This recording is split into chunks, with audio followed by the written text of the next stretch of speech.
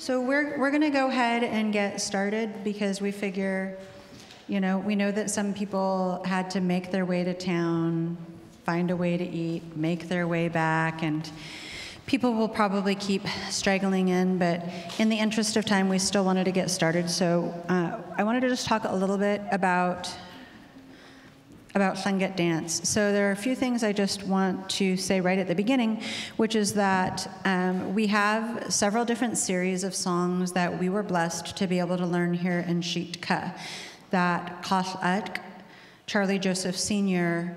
had remembered for decades. And then when the Sitka Native Education Program started here in 1974, these different series were taught. And so we have our ceremonial songs that most of the time you see them and hear them just being sung. A lot of the time you don't actually see them being danced, but they can be danced. And so those ceremonial songs are pretty much confined to just a clan and their relatives within ceremony. And that has a very specific style of dance. If you were here the other night, you saw the women engaging in one of those types of dance. And that particular series and those kinds of songs really are the only ones that feature the women mostly. And we have sorrowing songs. We also have spirit songs. We have two kinds of those. We have hat songs. We have gungushas. And I'm probably forgetting something in there. But that series, as I said, it can be danced. There are a lot of people who don't know those dances. We also have different series of songs that were obtained through trade. And so we have a series of songs that is our imitation of the Otna Athabascans or the Copper River natives. And that series belongs to the Tlingit clan. We have a series of songs that is our imitation of the interior Athabascans. There's some dispute over who owns those songs. The way we were taught was that it belonged to the Tlingit clan. And then we also here in Sitka have a series in which one of the men from our clan traveled up amongst the Unangan people, or Unangach, depending on which region they're from. It'll vary what they call themselves, and brought that series of songs back to the Kiksadi clan here in Sitka. That series has also been claimed recently by other people. But the way we were taught was that it belonged to the Kiksadi, and we have the full series, all 5 songs of those that were brought back. And there's a whole story that goes with that. We don't always tell the whole story because it's some of our history is sensitive. And then we have what most typically is what you see performed by Tlingit people, which is our Yeidikook'áa series. And the style of dance we often say is our imitation of the Haida people, but the songs that we actually do in most of that series are actually Tlingit songs, and then quite a few of those are what we call love songs. And they're love songs that Tlingit love is a little bit different. It's not like calling up Casey Kasem's top 40 with, your song request to someone that you'd like to woo. And yes, I just indicated how old I am by that reference. It's okay, I'm 51, we'll just put that out there. They're not that kind of love songs. They're love songs that are sung, they're written and sung to someone who did something for you. But when they're written, if I were to make a song, for Dan because he did something to help me, or there's something I want to recognize, I'm not going to write that love song to Dan. Like, it's not going to have his name in it with me recognizing what he did. He is a child of the Tlingit. And so when I make a verse about this thing he did for me, and it's just going to be a couple lines. So Tlingit songs have to pack a punch in just, a phrase or two per, first verse and second verse. It's going to be written, that verse, to all children of the Tlingit from that point on. And then what it does is it's a song that is sung as an act of love to your opposites. And so from there on, all those people who are in an audience when it is sung have an opportunity to stand up and to recognize their father's side, because we're matrilineal, and so you are what your mother is, but we're also, by the same token, proud of who our father's people are. And so that's what I mean when I say love songs. And so within that series, the Yeidikook'áa series, you have an outside song, which we actually have in all of the series that we do, which we did the other night backstage, and it was letting the audience know that we're ready to dance and sort of getting people to be quiet without having to get up to this mic and asking everybody to quit talking, because you hear the drumming and the singing and you go, oh, shoot, it's starting. And so everybody just naturally starts to quiet down. So it starts with an outside song. You do an entrance song or a coming in song, and then your love songs come in after that, and they can be men's dance songs or they can be ladies' dance songs. And most of those are ones that are the love songs. And those songs, they're really long. They have a certain number of times you're supposed to go through each verse. So we have what we've just called the yada tune, but really it's like a set of vocables. So those are all the words that anyone, even if they don't know any Tlingit, can say. That's going to be all your ha's, who's, ya's, ways, all of those kinds of easy words. And you sing through that twice. Then you go through your first verse twice. Then you go through the vocables again. Then you go through your second verse twice. And you can do as many of those as you want to, but, bearing in mind that you don't want to tire your dancers out too much. We have several men's dance songs we could have done the other night, but, they would have at some point probably just revolted and left the stage if we had kept going with men's dance songs. So they're really strenuous. And then you can do an exit song. And a lot of the entrance songs and exit songs also have either all vocables or mostly vocables. And so those are the easiest ones to, learn quickly. And they also have, in a way, they have kind of predictable patterns to them. Quite a few of them usually are sung in kind of a descending pattern, and by that I just mean that the tune, like each line or two, tends to go down a little bit more and more in pitch. And so, they're fairly predictable. So if they're songs you don't already know, they're fairly quick to learn. So whenever we're doing something like this with just kind of like an intro level to dance, we usually just do entrances and exits because they're the simplest to sing, and they're also, I think, the simplest to dance. Because if you were here for our warming of the hands ceremony the other night and saw us dance, you would have seen that those men's dance songs have double skips in the beat a couple times in each verse. And you would have seen the guys go down as far as they can to their knee if they're able to, and then their other knee. And so those are really quite strenuous, and it requires learning a song really well.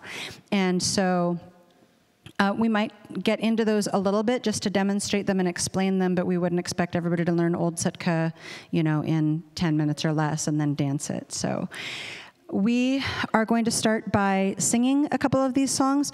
I picked one that I thought most everybody probably would have learned, and that is the celebration entrance song. It used to be called right after it was composed, because it was composed, and then it's one of the few songs that anyone had permission to use, that was given to everyone to be used at celebration, but then it is one of the few that anybody can use it. So for a long time, you kind of heard it everywhere. And then just in case there are people who are newer to the area or to the culture, I still have the words up there so that we can take a look at it. And also, I just want to mention that the words to the song came from a speech by George Davis, and it was from a speech that was made in this very building. And it was at the conference that we keep referring back to, that was in 1980, when they were discussing what was being done at the Sitka Native Education Program and what was being taught and whether or not it was okay to continue doing that. And so there were long discussions, all in Tlingit, like a bunch of those speeches are written down now in Ha Tu Nagu, yes. Okay. I don't always keep all the Dauenhauer books titles straight, and so I had to look at SCO just to make sure I got it right this time. And this is one of those speeches. And you've probably, if you have lived in Southeast Alaska or if you've been to Celebration, you may have heard it a lot because it is one of those songs that anyone is allowed to do. Because one of the things that's so hard about teaching Tlingit dance is that, if Larry decided he wanted to move back down to Washington and wanted me to move with him, I always ask him, what am I going to do? In Washington, am I just going to go ask random people on the street if they'd like me to teach them Tlingit songs? And it's so place-based. And so even people who come from clans that aren't rooted here often, are always working, in any of our communities, working to find their place because, you are from where your clan is from, and that's where your songs are typically done. And so we also just don't take our songs just anywhere because the permissions have to be obtained. So we'll start with this song, and I'm sort of assuming that enough people in the room know it that I don't need to go through it. Does anyone want me to go through any instruction on the song before we sing it? We're good? Okay.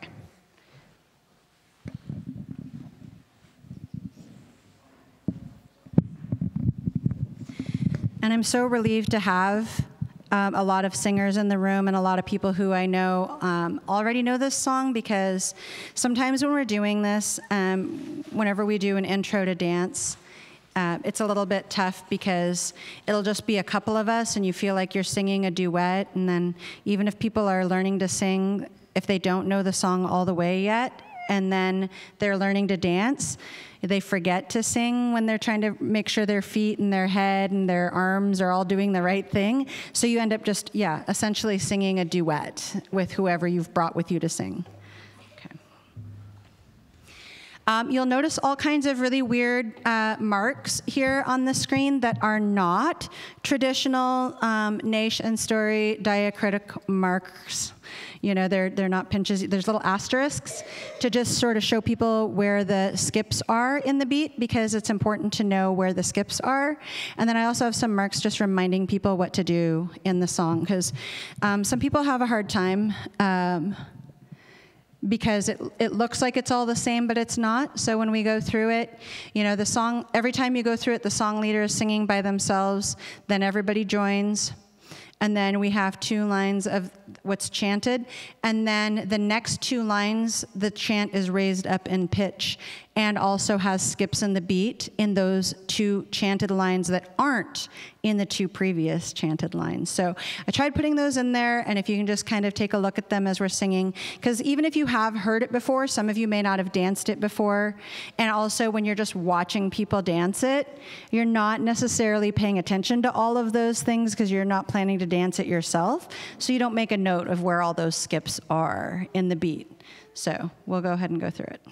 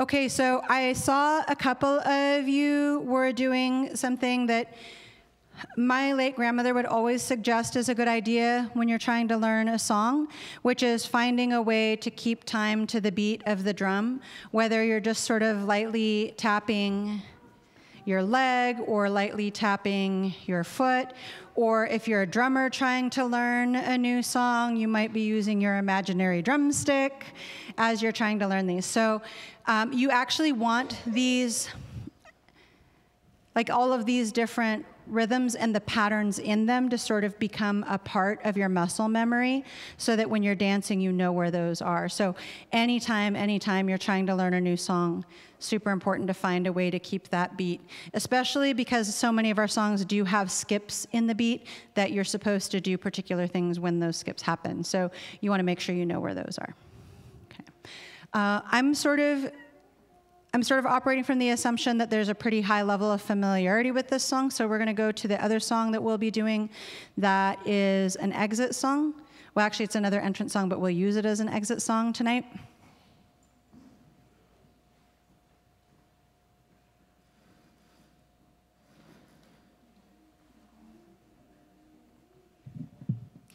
So I haven't really decided for sure how we're going to continue to use this song. I would say that of the new songs that I made in the last 7 or 8 years, this is the one that's most likely that the permissions are going to get kind of loose where more people can use it if they want to. Because like I said, it's one of the biggest challenges for people wanting to be engaged in song and dance, join a dance group, etc., really is just finding songs that you can use. So a lot of dance groups are out there just kind of trying to find the few songs that have permissions for more people to be able to use them. And so Tuhede Shugaktutan is one of them. Yahahue is not one of those songs, but it's used as if it were one of those songs that everybody has permission to use. That I know of, it hasn't just been given for anyone to use, but pretty much everyone has been for a long time. This one I actually made from the inspiration of a speech I was asked to give for Indigenous Peoples Day like 6 years ago or something like that I rewrote about a half an hour before I gave the speech. And I mean, basically had just sort of cataloged all of those things that have happened to our Indigenous people in history. I mean, really just listed like a ridiculously depressing but very real list of all of those things. But at the end of kind of each of those groups of things that happened to our people, the main thing that's important to remember is we are still here in spite of all those odds. And so that's what this song means. And as I said, it was written as an entrance, but it can also be used as an exit. And because since I made it, it's not one that's mired down in permissions. I can give permission for us to use it tonight. That's the other one that we were going to do. And it's also, I think, really simple. It only has one set of a double skip in it as well.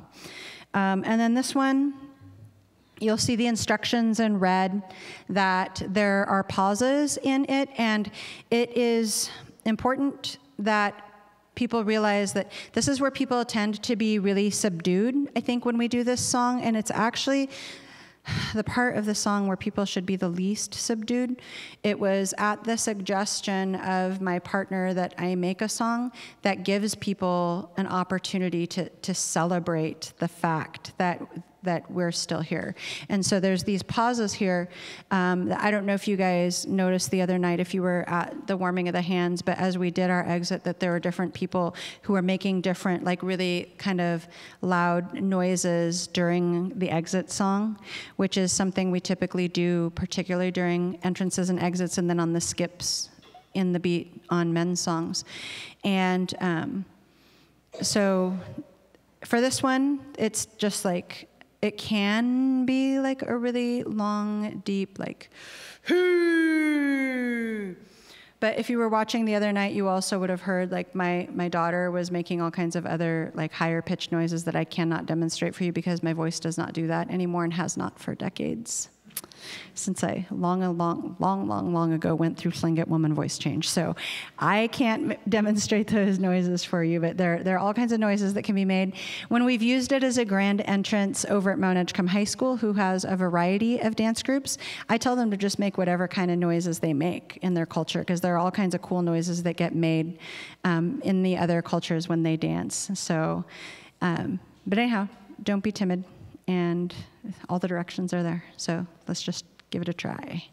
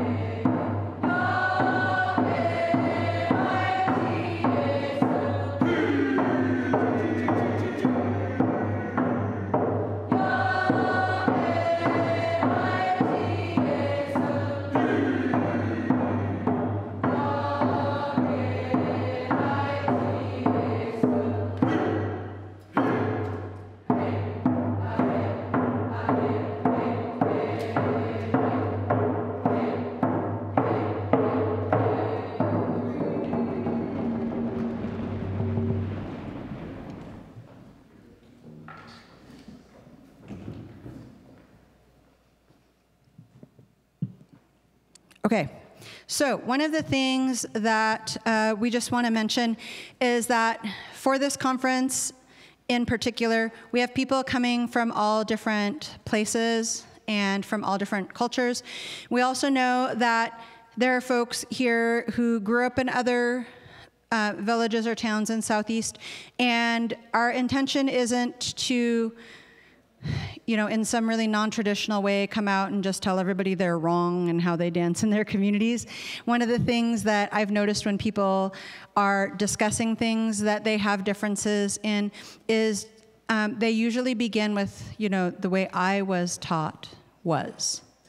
And so our intention is to just let you know how we were taught here in Sitka at the Sitka Native Education Program by the different elders who came to volunteer in the beginnings and also the early instructors that we had. And so we're going to be teaching that style of dance, and our intention isn't to offend anyone by the things that we say or the things that we teach, but that we also want to make sure that those traditional ways are also preserved, because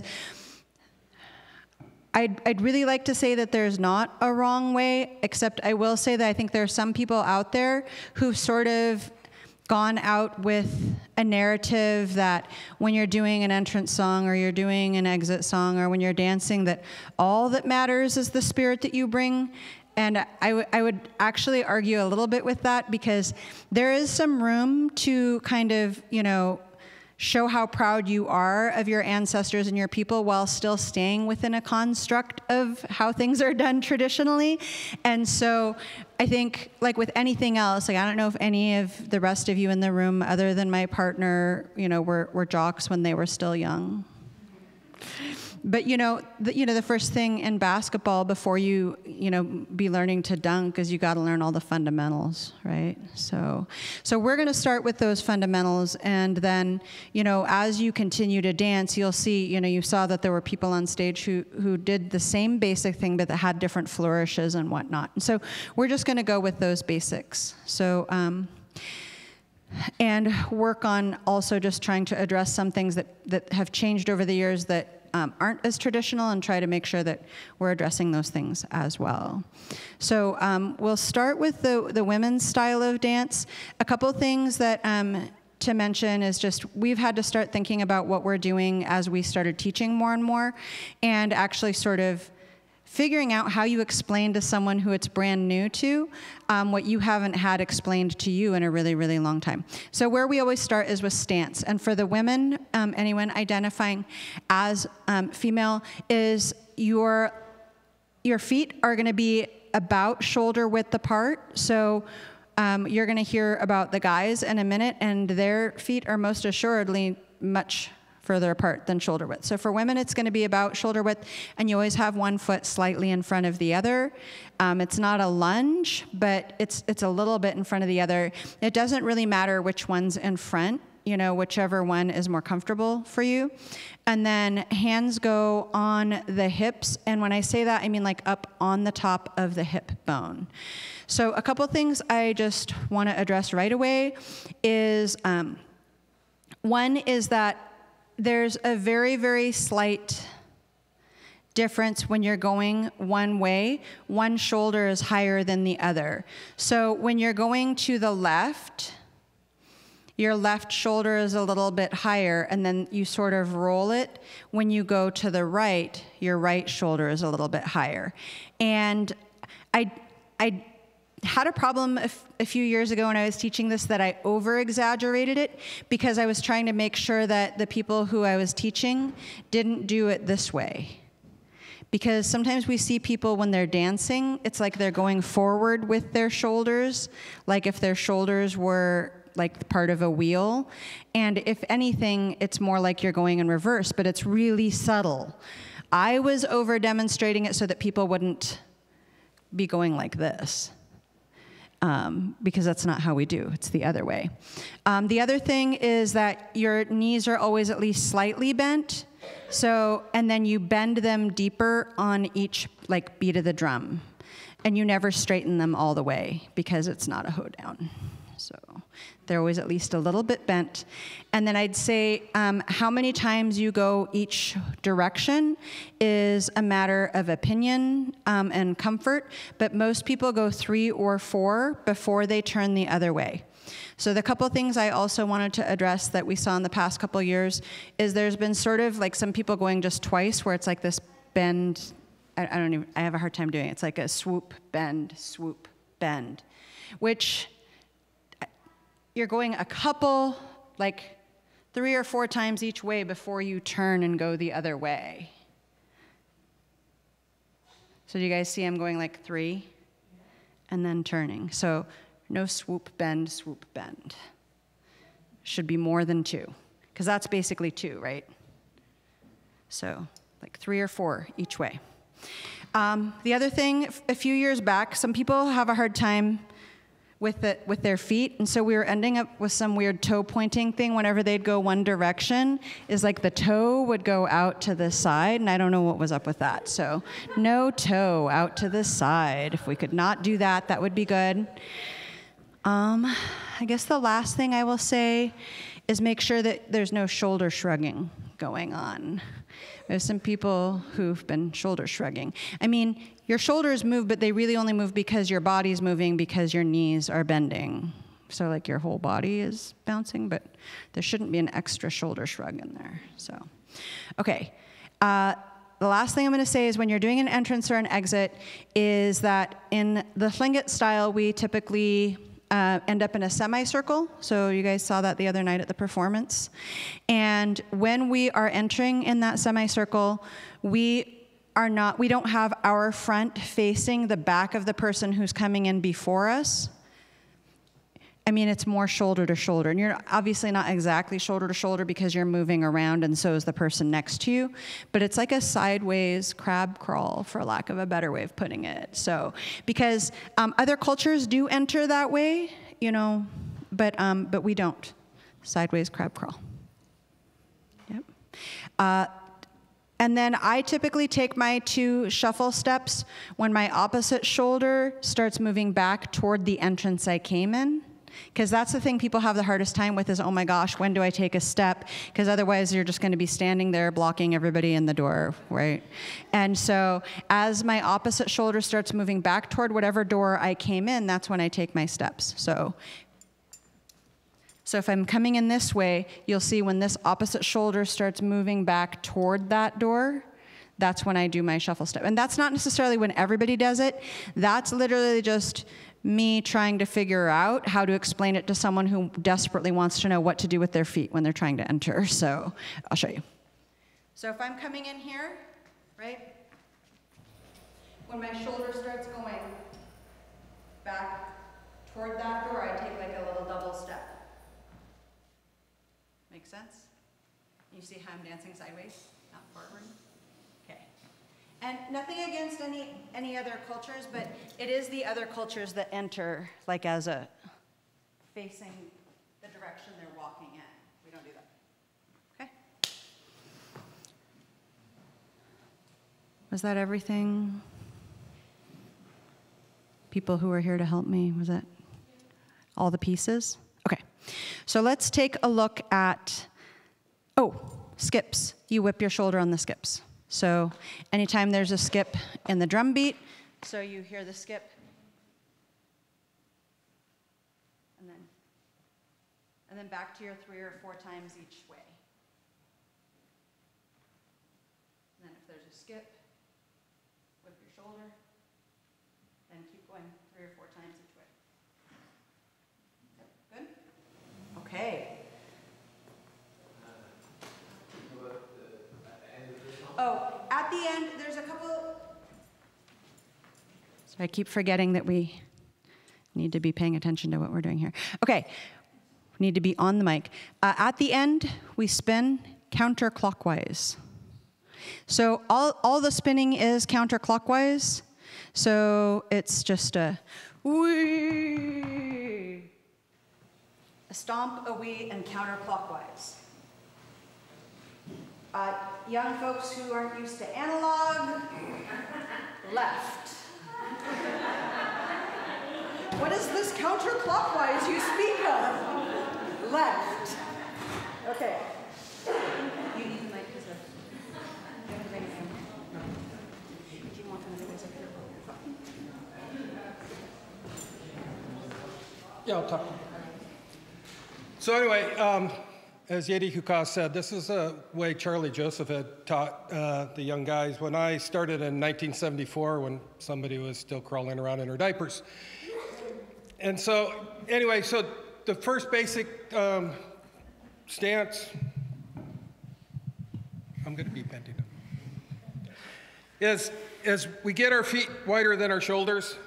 And if you have wide shoulders, it gets wide. And you get your hands on your knees. Try to get your back straight. If you don't have multiple back surgeries, you can do it much easier.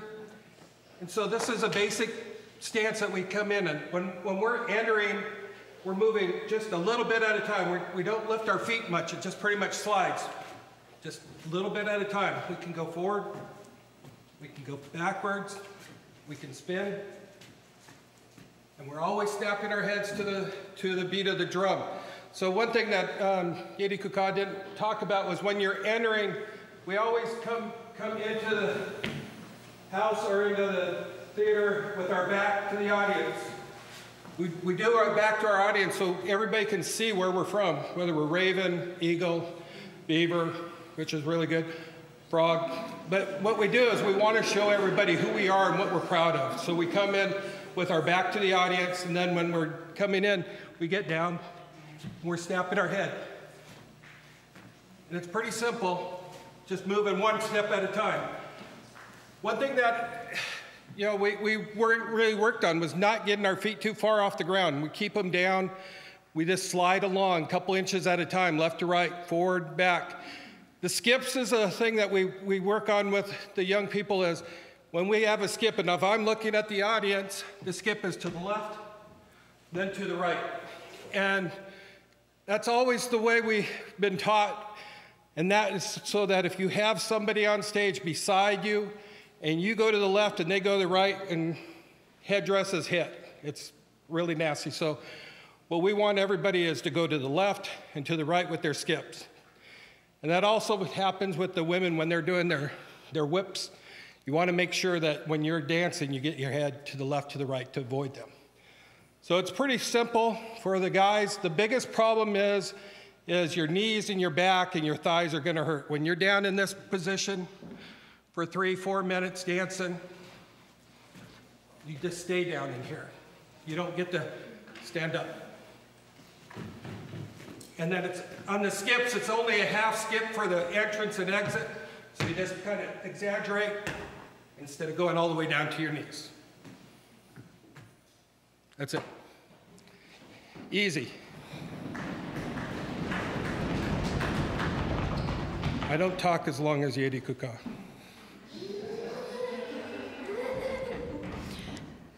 So one thing I just want to mention is that Kichnaalx couldn't demonstrate fully that your head is literally supposed to snap with every beat of the drum.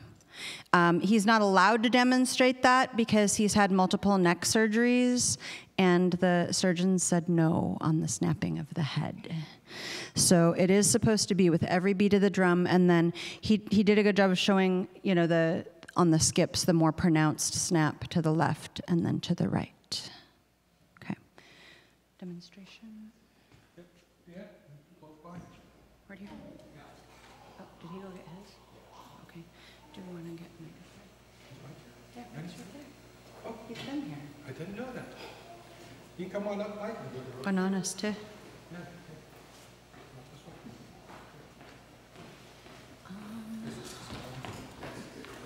Let's see.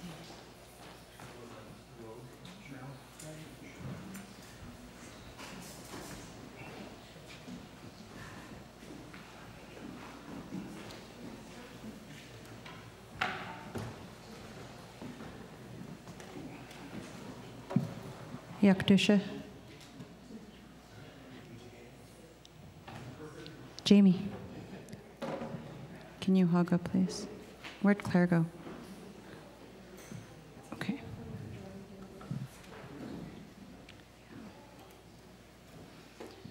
Okay.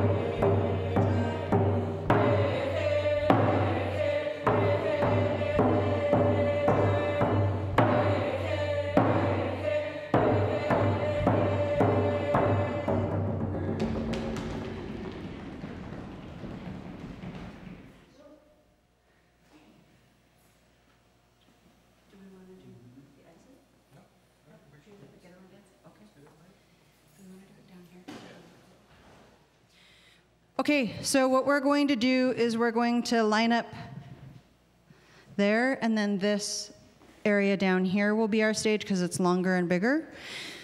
And don't forget that we shoot for a semicircle, so people go as far as they need to in order to get us a flattened semicircle.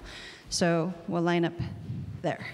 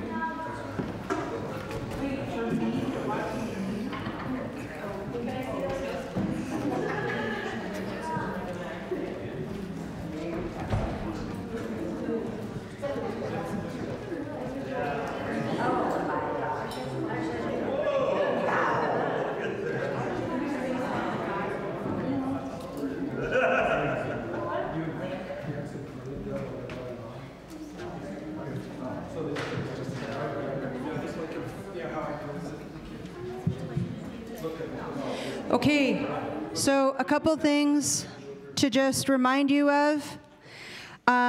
Guys, for your skips, left then right, because that's your audience. So left then right. And there's 3 sets of skips. So after the drummer solo, does anyone else think like 70s, 80s rock when I say drummer solo? After the drummer solo, there's 1 set of double skips, left then right. Then we get to the end of the actual words as we're going into the vocables, and there's another double skip. So, Yeidikook'áa Kichnaalx, hey, double skip there, hey. And then there's no skips on the next 2 lines of chants, and then the last 2 lines of chants where our voices go higher, there's a double skip at the beginning of each line. So you got to be aware of where all those skips are to go left then right for the guys. For the women, it doesn't matter if we go left then right when we whip our shoulders. We just whip our shoulders wherever we're at. So if you're this way, then you're going to whip right then left. If you're here when the skip happens, then you whip your shoulders left then right. So, it doesn't matter for the women.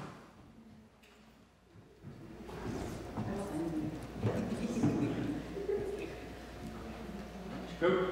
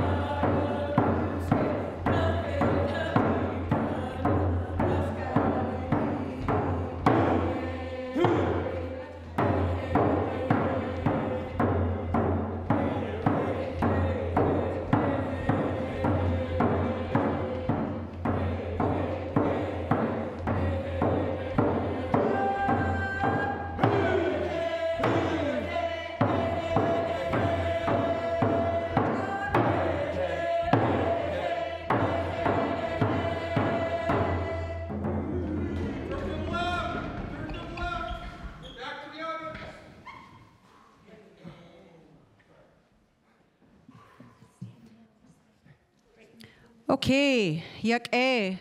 That was a really good round. A couple things. Mr. Man there was trying to flex on me that he didn't talk as long as me, but he completely forgot to mention that once you've entered, what you're supposed to do with your feet and stuff. So I think if we redid the explanation, his would be as long as mine, because I didn't leave anything out.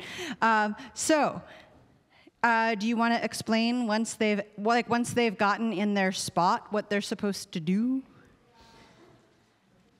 This won't take long. So when you get to a spot where you stop and you're waiting for everybody to come in, you just keep moving left to right. Just keep moving, snapping your head, and just stay in one place, basically. You're not going to the left, you're not going to the right, you're just moving in one spot here. And that's all you do. You just keep moving, snapping your head with the beat to the drum. Okay, so a couple other things just to mention is that, you know, when Kichnaalx was mentioning about like the stance for the guys, that is just the stance. So it is a stance where you're supposed to be getting pretty low, keeping your back straight. And if you're doing it right, it looks like you're like not able to decide whether you're going to sit all the way down or not. Right? Like you just pause going, do I really want to sit or maybe not?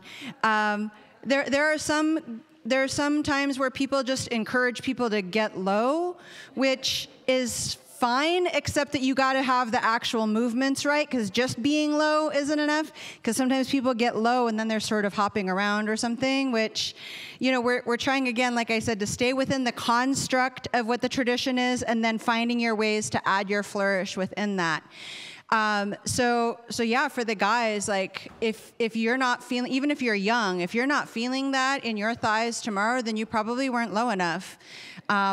For the women, similarly, honestly, one of the things that whenever I'm instructing is I just tell the girls, because a lot of the time it's girls who are half and a third of my age, okay, anyhow. I tell them that they should never, ever be outdanced by someone older than them.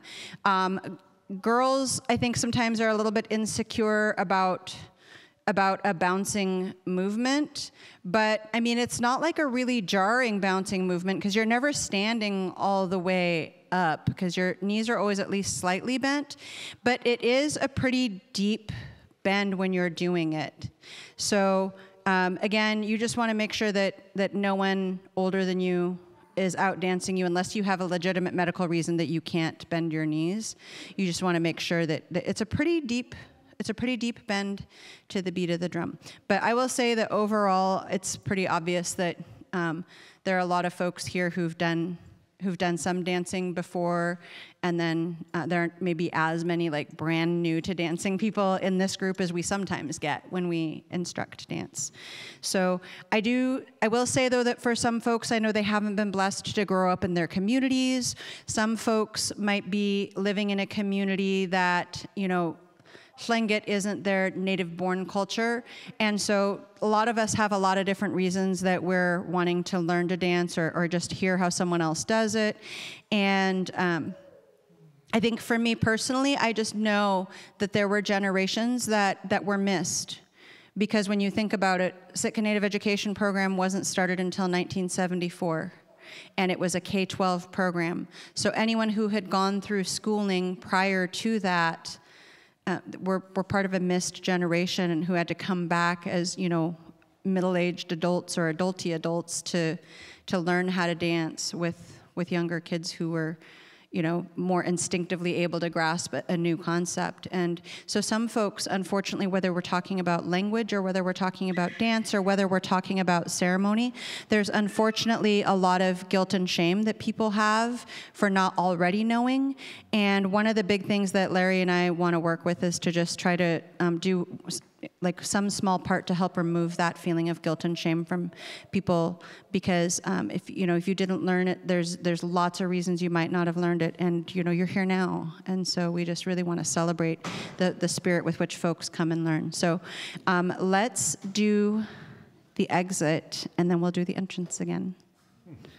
Like I said, y'all better be sore tomorrow, or you didn't dance hard enough. So we'll do the exit. We were technically supposed to end up with a semicircle that's even on both sides, so the first person in should be even with the last person in. So I don't know if you guys noticed that the other night on the stage, that's how we ended, but that's okay. But let's just go ahead and, what do you think is the best way to do this? Because they're filming.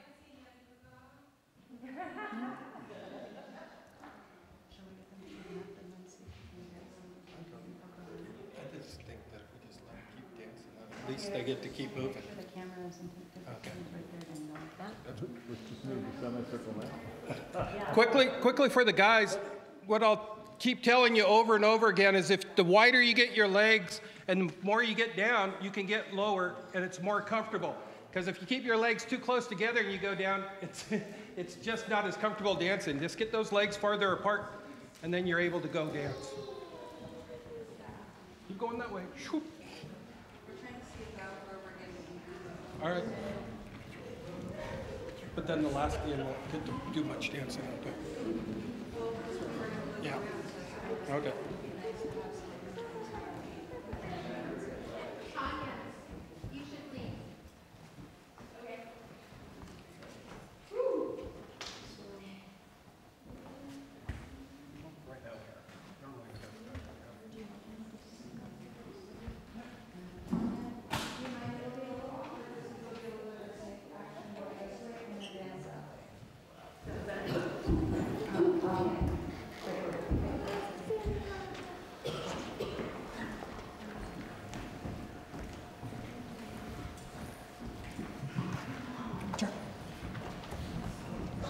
I'm going to talk because I'm going to mention the things that people need to hear, so just talk amongst yourselves, Larry. Okay.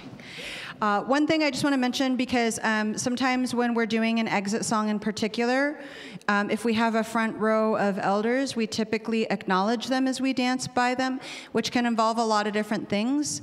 One thing that people typically do is they dance to the elder, and one thing that when we were talking about it last year, because we were trying to figure out some technique as to how that was supposed to be done, is that what we, some of us were told, is that it's a motion that's more like this than out like this. I mean, this is, I guess, if you're just kind of trying to call attention to someone, but this is the motion like what you do, and some of you, it's going to be lost on you because you're really young, but any of you who are older, like us, me and Larry, like this, it's basically like what you do to your grandchild's face when you just want to look at how precious they are. So it's more like this, okay? And one of the other things is sometimes you'll see more seasoned dancers, which that wasn't a nice way of saying old, I'm saying experienced when I look at Dan, is he has also typically been known to dance harder toward an elder that he wants to honor. So he'll actually dance forward and dance like literally for that elder specifically. So there are a lot of different ways to do it. One other thing that someone asked me to mention is that if you look at the old Kajahin dance videos, this is actually a construct for the women that was added a little later on, and we're not sure what community it came from, but if you watch the older Kajahin dance videos, their hands were actually down here on their thighs. And when they would dance that way, they wouldn't let their arms didn't swing on the skips. You know, they stayed firmly on the thighs. So that is another way. The rest of the basic movement is the same. But I just wanted to mention that you know, you will see some of the original Kajahin dancers who always say they were the best Kajahin dancers. That you'll see them dancing like this still. So, okay, we'll do the exit song, and for those of you who feel pretty confident, because some of you guys are pretty experienced dancers, if you're not heavily concentrating on what to do with your feet and your bodies, if you can make sure to help sing, so it's not just like a little quartet going on of Yeidikook'áa dancers singing the whole song. And I'll put it up on the screen, though technically you shouldn't be facing it most of the time. So everybody understand the line's going to go that way. She's going to bring it back around and come to the front. So you guys are all going to go that way, Make a button hook, come back in front of the audience.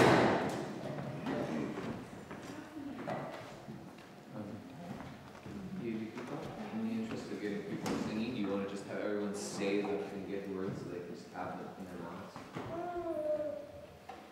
Yag ye. Hayati yesa. I'm not sure where everybody's level of experience with Tlingit is, but when you see that little apostrophe after a consonant, that consonant is said short and sharp. So like a regular X with nothing after it is just, and when it has that apostrophe or that pinch, it's, so yag,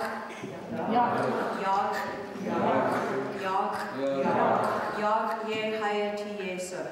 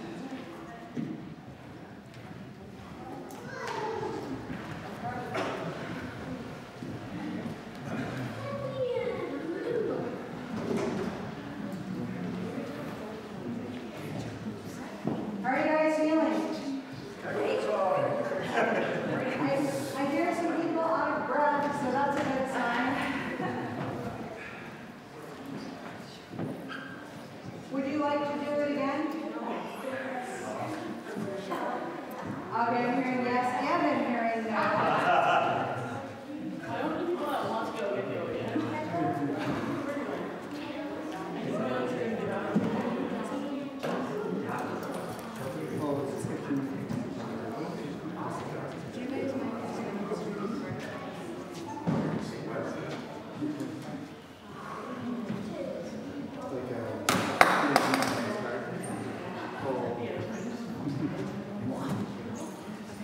Okay, let's everybody try to everybody have a seat.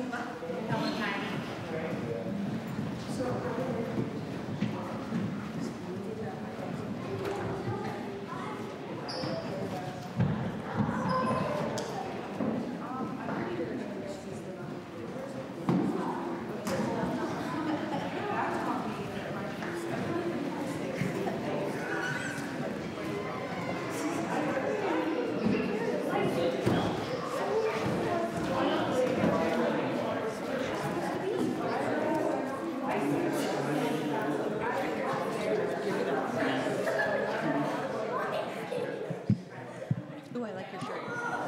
I like your shirt. Okay, so just before we call it a night, these guys agreed to just demonstrate part of a men's dance song for you guys.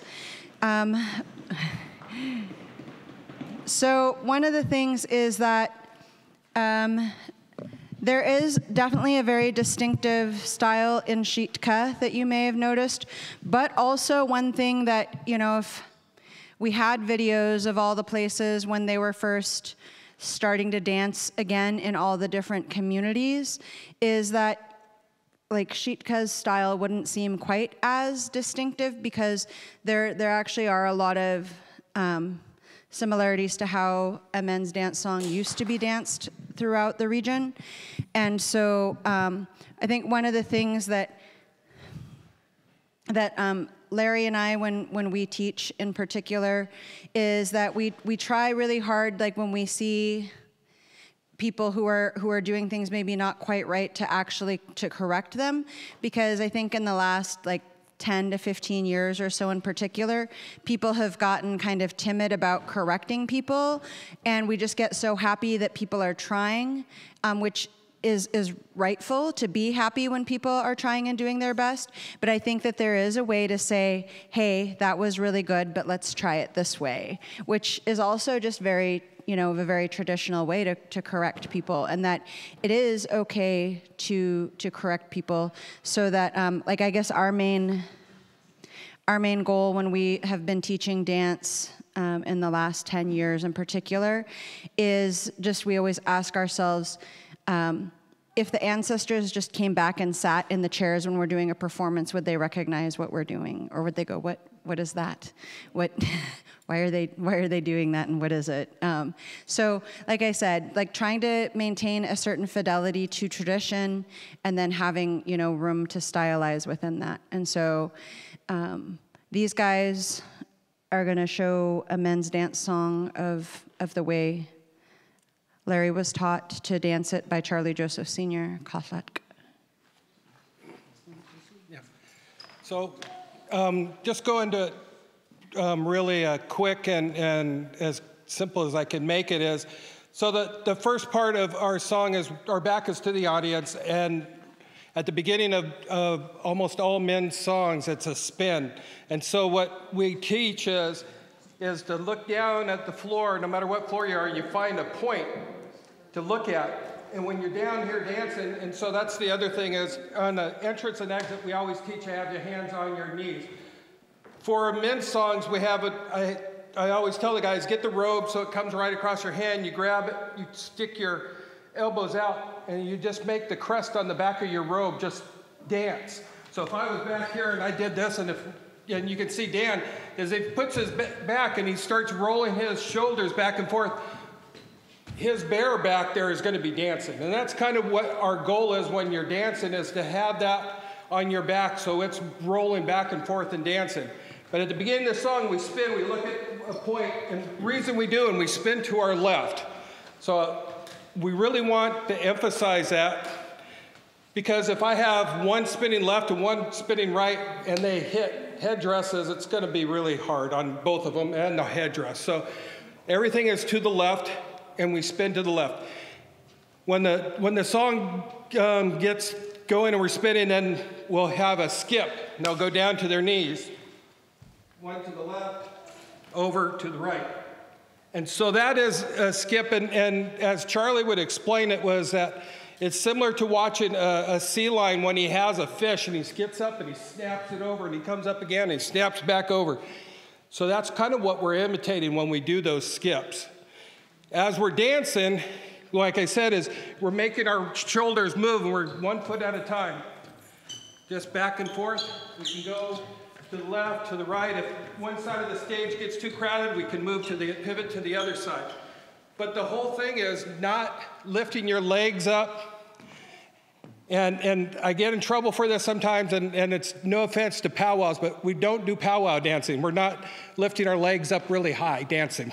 So we're just moving really slow, and we hardly lift our feet off the ground.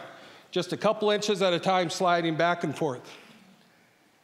And at the end of the song, almost all the songs except for a couple, Yeidikook'áa done, we spin at the end, and then at the final beat, we drop down to the ground on the final skip, and we stay there for a couple seconds before rising up. Which song are you going to sing? We're going to do Old Sitka, guys. We're ready.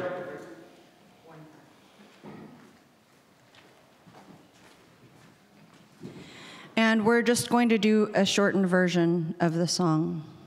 And yeah, I think that's it. Okay. Oh, I was going to mention, I was trying to remember what I was going to say. And then just so you know, I think how far down the guys go on the skips also varies a little by age. And one other thing he didn't mention is that you know, the guys get pretty low on this one as well. It's just a different what they're doing with their hands. So they're pretty low on this one too.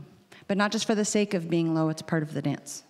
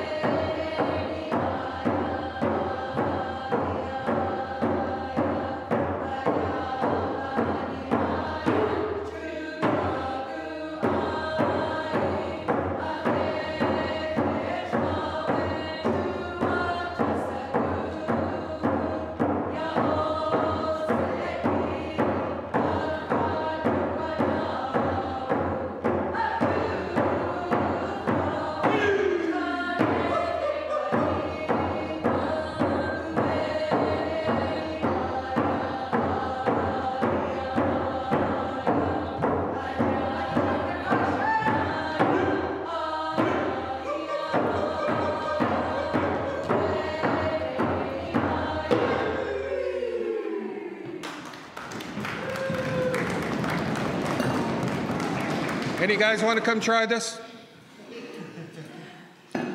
It's a very difficult song. These guys did an awesome job. And that was just a little bit more than half of the song. So I don't know if you guys remember, that's the song that we did the other night, or one of the men's dance songs. And so that wasn't even the full song. So it's really quite strenuous. So there's a little bit to what Larry said about how all the women do is stand in the back and bounce up and down.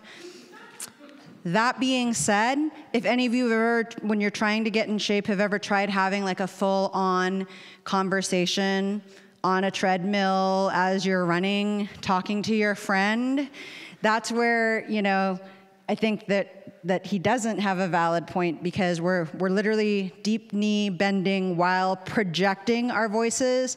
It's not like we're just, you know, there singing quietly. So it's actually a lot of work, and it does require some preparation when we know we're going to be dancing. A lot of us start going for more walks or going to the gym when we know it's going to be happening. So one thing I want to add is that, you know, one thing that Charlie taught us was that these songs were done for fun, you know, and they would do them for days on end. And it wasn't just to remember the songs and the stories to the songs and dancing. It was actually to get them in shape to go harvesting, to go hunting, to get their legs in shape, to get their wind going. And if you watch these gentlemen dancing, you understand that if they are doing this day after day after day to get in shape, it is going to get their legs and abs and everything else in shape. So it was something that Charlie would always say is, if you're not sweating by the end of the song, you're not working hard enough. I think just one last thing I want to mention before we call it a night. We really do appreciate you coming and being with us this evening. We know there was a lot of like verbal instruction and talking and sort of setting things up.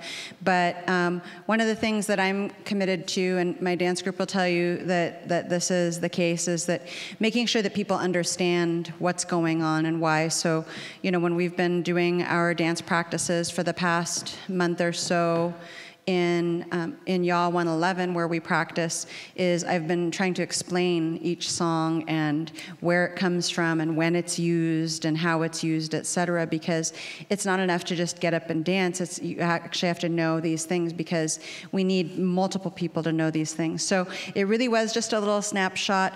One thing I wanted to mention is that several years ago, we decided that we needed something a little bit more sustainable for people who are living away from home, you know, and away from our homelands. And so we literally have instructional videos for the different dances that we've put on YouTube, so that if there are people who are wanting to connect and wanting to learn how to dance, that they're able to watch those, to get those basics down. So since tonight was just a little snapshot, if any of you would like to get those instructional playlists, the men's or women's style of dance, before you leave, if you want to come talk to me, I'd be happy to send those to you. They're not listed publicly on YouTube. They're unlisted, but that means that anyone who has the link, though, can watch it. So we've been trying to find a way to take this thing that distracts us all from the things we're supposed to be doing, and also use it for good, and to use it actively to work on preserving our traditions. So we've been using those for quite some time. And we've had some people who've joined our group who have learned to do the dances when they haven't been able to make it to practices by just watching those YouTube videos and practicing with a mirror and a computer, or a mirror and a TV. And so it's definitely possible. But wherever you're at and whatever reason you are interested and wanted to come tonight, we really appreciate you coming and spending the evening. And I also would like to thank those folks who, both from our dance group and not from our dance group, who are more experienced dancers who came just to come and help and lend their voice and be some experienced bodies in the line of dancers, so that we would have folks here who also knew how to do it, so that you would have multiple examples to look at. So I just want to thank Tlingit, I want to say Kichnaalx to all of you for being here and for just coming with such a respectful and also open spirit to learn the things we were teaching. So Kichnaalx.